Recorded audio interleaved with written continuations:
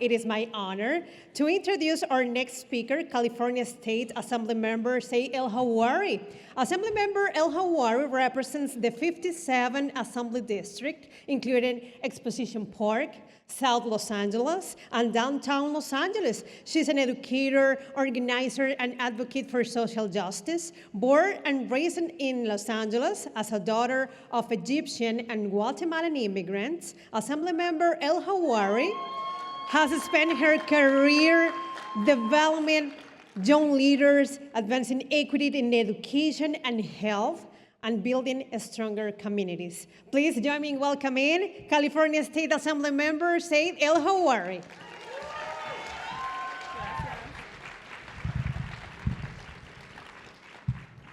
Hi, everybody. Good afternoon. Okay, I think we could get a little more energy. Good afternoon, everyone. Yes, I love it. I love it. Okay, I am Sade Elhawary. I am so proud to serve our community of South Central, of downtown, of Skid Row in the State Assembly here in Sacramento, and it really is such an honor to be able to serve. I want to start off with a little story, which some of you may have heard, but I was really lucky to have, and I am, Mother's Day just passed, to have an amazing, incredible mom. She is an alumna of Hope, and I think she was in the second cohort with Helen. Where's Helen? Shout out. Yes, I see you, Helen. She's an alumna of Hope, and everything I am is because of my mother. At the time, when I was a little girl, my mom was leading a conference called Adelante Mujer Latina in Pasadena, and okay, baddies, yes. And it was so incredible to be a young person involved. My mom would take us everywhere with her. So I had so much exposure to whether it was a conference like this or a gala dinner or an opportunity to just go to meetings, me and my sisters, because she was mostly on her own. She dragged all three of us with her wherever she would go. And I learned so much. I used to look up to her in these heels and her suits, and I wanted to be just like her when I grew up. And once I became a teenager, there were opportunities to get more involved. Adelante Mujer Latina had a teen advisory board that we created, me and some of my friends in high school, so that we could give input on what the conference should look like with centering those who they were serving themselves, right? And for me, that part is so important and has stayed with me. Making sure that who we serve is at the center of everything that we do. Now that I'm in the State Assembly, I get an opportunity to create legislation, to help shift the budget, make decisions that make a difference for all of California. But I don't want to do it on my own. I want to make sure that our community members are at the center of everything that we do. And how do we do that? It's a little tough, I'm not going to lie, but we can do it. There are opportunities to build coalitions. One of the core pillars, one of my values in the work that we do is around restorative justice.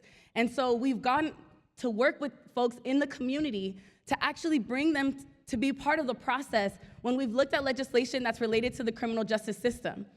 We had an opportunity to identify folks who are system impacted themselves, bring them into monthly meetings, and have a conversation of what do they want to see? How do they want to make sure that our community has an opportunity to actually shift a system that has harmed them for so long? We've done that with opportunities for providers, service providers on Skid Row. We've done it with young people because I'm so proud to be here, but we need to be preparing who's coming after us. So having an opportunity to sit down with young women and young men who are interested in running for office one day and saying, all right, let's do it, let's talk about it. What are you interested in? How can you all get to know each other? And how can we make sure that we give you the building blocks, the tools, so you can succeed and you can actually succeed us?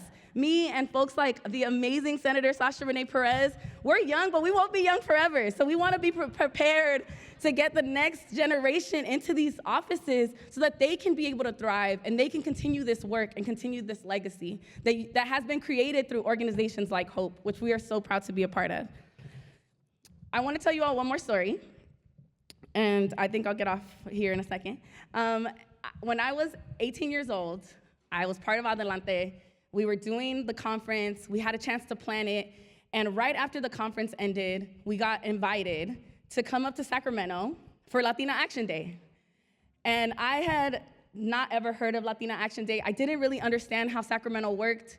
I still am figuring it out, but, but seriously, it was so incredible because growing up, we couldn't afford to fly anywhere. We couldn't afford to get on an airplane, and we were sponsored. There were, I think, 3 Latinas. We all went to high school in Pasadena, and we were sponsored to fly up here to Sacramento to come to Latina Action Day. It was my first time on an airplane, y'all, and I fell in love with flying. I love to have an opportunity to fly. I don't know if I love the every single week back and forth type of thing. I don't know, Sasha, we can talk about that later. But I loved the opportunity, and so that was 18 years old, y'all. I'm 38, and now I get to serve in the state assembly 20 years later to be able to do this work. After being able to actually experience what it meant to take action, to make sure that we were doing good work, at the time of being 18, Latinas had the highest teen pregnancy rates and teen birth rates. We had the lowest high school graduation rates. We were struggling, and we knew that we needed folks who were willing to invest in us.